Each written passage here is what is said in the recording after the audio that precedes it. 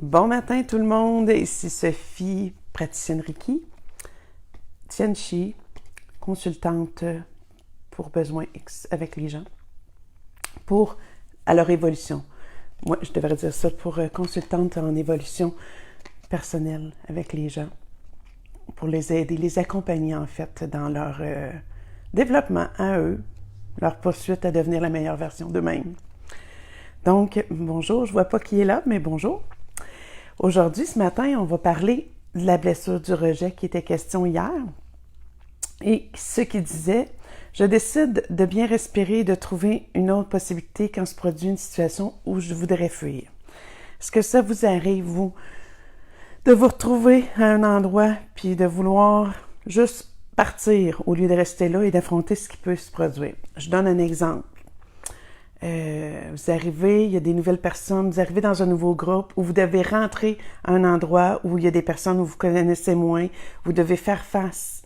Souvent, c'est un manque de confiance et tout ça, mais ce qu'on est porté à vouloir faire, c'est fuir.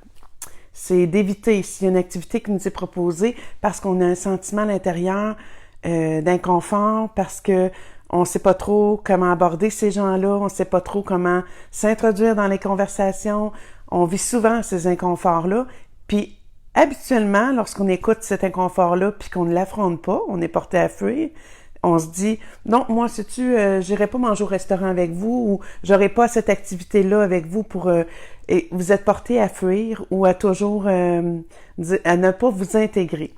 Si à la place, comme c'est dit dans la carte, vous vous permettiez juste de respirer un bon coup, soit d'aller même, de prendre un recul, d'aller à la salle de bain, revenir, de prendre une bonne... et d'essayer de vous intégrer, de prendre la chance d'essayer.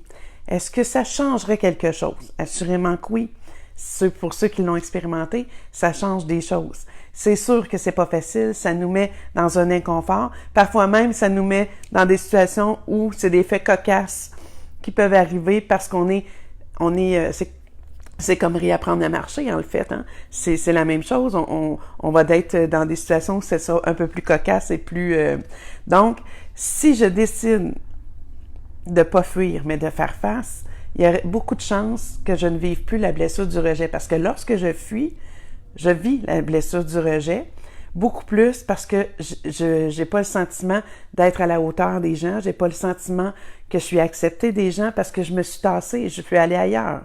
Donc, et si je suis pas capable, je me tape pas dessus non plus, j'accepte qu'aujourd'hui c'est comme ça et que demain je pourrais faire mieux ou dans une autre situation, j'affronterai et je me porterai bonjour Julie. Et je tenterai de faire du mieux que je peux. Mais c'est de s'accepter là-dedans, puis de pas trop forcer non plus. Faire des petits pas nous permet d'avancer tranquillement, puis d'être de mieux en mieux. Puis c'est sûr que ça nous cause des inconforts d'être avec des personnes, des fois, je donnais ça comme exemple, c'était la blessure du rejet. Donc, aujourd'hui, je vais aller avec une autre. Si vous avez des questions, gênez-vous pas. Si vous avez des commentaires aussi, ça me fera plaisir de pouvoir y répondre. C'est pourquoi on se sent rejeté puis qu'on reproduit ces choses-là. C'est un manque de confiance, mais souvent, c'est dû à quelque chose. Souvent, on pouvait nous dire tu prends de la place, ne dérange pas. C'est des choses qu'on a développées aussi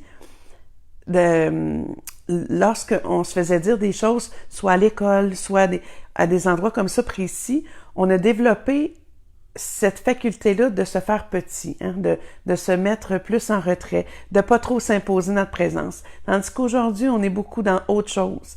Donc, on admet, on prend notre place. C'est pas toujours facile, mais au lieu de fuir, c'est un exemple que je vous donne, là, ça peut être sur un autre aspect, ça peut être aussi ce que j'avais relevé.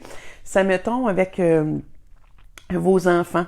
Vos enfants veulent souvent aller faire des sports dangereux et vous, ça vous met dans un inconfort. Puis, votre réaction va être d'emblée de dire non et de couper la conversation.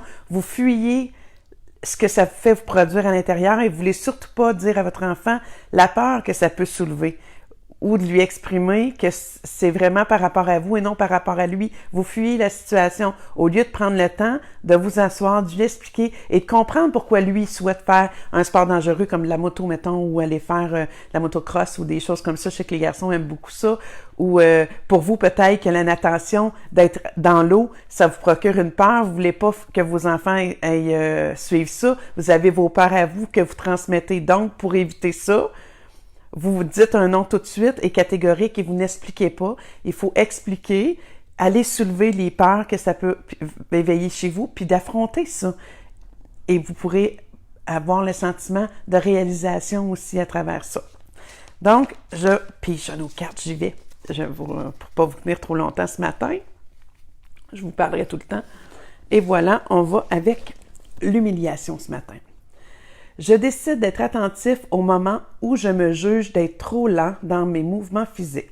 Je me donne alors le droit d'aimer donner à mon corps le temps nécessaire pour bien jouir des actions entreprises. S'il m'est difficile d'accepter ma lenteur, je réalise que c'est mon ego qui croit qu'il faut être aussi rapide que les autres afin d'être digne de leur amour. Je reconnais que mon ego est convaincu de m'aider de cette façon. Je le remercie, mais je continue à vouloir répondre à mes besoins. Donc, ça sera ça qu'on pourra regarder demain. Et demain, il serait possible que ce soit la dernière. Je suis en train de regarder pour peut-être le faire d'une autre façon. Bref, je verrai avec vous. Je voulais au départ le faire 30 jours, mais c'est possible que je m'en tienne à 15 jours puis d'essayer de vous revenir avec quelque chose d'autre de plus intéressant et de plus formateur. Je verrai, du moins, je vous en reparlerai. Et je vous invite, moment spécial, je vous invite à venir dans quelques minutes sur ma page aussi ici, sur ma page de Canaliser votre énergie. Je vais faire un petit tirage ce matin très bref d'une carte oracle pour vous partir une belle journée. Je voulais le faire hier soir et j'ai manqué de temps, donc je vous le fais ce matin. Ça fait longtemps que j'en ai pas fait et ça me replonge aussi dans vos... pour vous souhaiter des belles journées. Donc, je vous souhaite une belle journée là-dessus. Un beau jeudi. Bye bye!